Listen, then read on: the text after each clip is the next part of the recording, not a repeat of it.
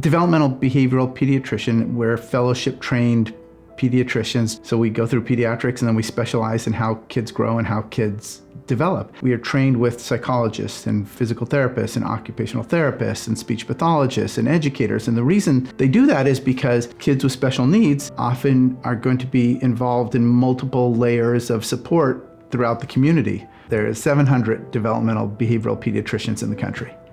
And that means there's about 100,000 kids with special needs for each developmental behavioral pediatrician. It's an embarrassing number. I do a lot of training, and I'm also trying to advocate on a national level to make sure that the government recognizes that we need doctors who are specially trained to help kids with special needs.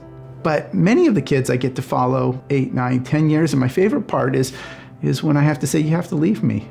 You've outgrown me. And I can do that with confidence because they're doing so well.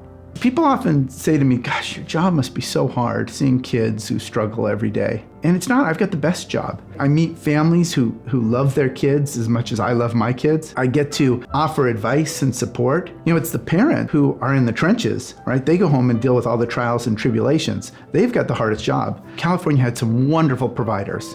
None of them talk. They don't communicate. There's a whole bunch of great providers out there. And so for families to navigate that and figure out who they need, it's really difficult. And so places like Parents Helping, well, there's no place like Parents Helping Parents, but Parents Helping Parents can be kind of that gel that helps families navigate all the different resources. Almost none of my patients that only need one thing, that almost always need multiple levels of support. I rarely buy a lottery ticket. I do every once in a while. Not because I think I'm gonna win, but I get to spend those 4 days kind of fantasizing about what I do with the money. And the reality is, I'd keep working. I love my job. I would keep doing this every day. It's fulfilling. The people at Parents Helping Parents are the best people. They're singularly focused on helping families. And there's no other organization I've worked with that has so much linear drive and focus to do good. Just to be a part of that is fantastic. Early on in my career, I met a family who had twins, and I diagnosed them both with autism.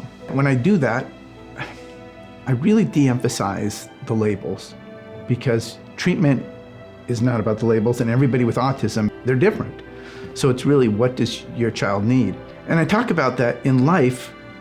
It's that strength, what's gonna be most important, right? It's the strengths in life that are gonna buoy these kids, not their weaknesses. So if they have interests, you have to feed those and let them grow and be who they wanna be. Years later, I got an email from that mom. She wanted to let me know that one of her children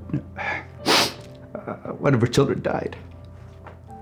In that letter, she went on to thank me for the advice to just do that one thing or support that one thing that made them great. And for this boy, it was dance. He danced 5 hours a day. He performed in front of the school all the time. And in the community, because of that, he was popular. He had a following. People loved him, and it was that one thing that made him great. And